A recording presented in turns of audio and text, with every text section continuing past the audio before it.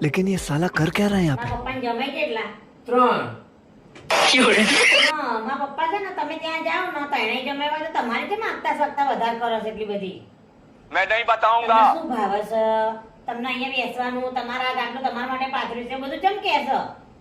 આપણો ધંધો છે ને કરિયાણાનો આપણો ફેવરેટ ગ્રાહક કોણ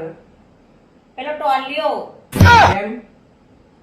અલા આપણો બધો વધેલો માલ સડેલો માલ પછી પેલો નહીં હોતો શું કહેવાય ડિફેક્ટિવ એ બધો માલ આપણે એને નહીં આલતા એટલે હા બસ તા क्या बात कर रहे रे बाबा?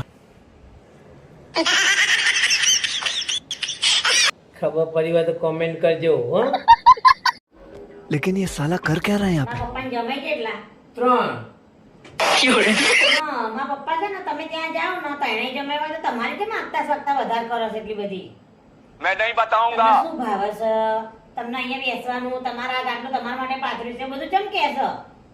આપણો ધંધો છે ને કરિયાણાનો આપણો ફેવરેટ ગ્રાહક કોણ પેલો ટોલિયો કેમ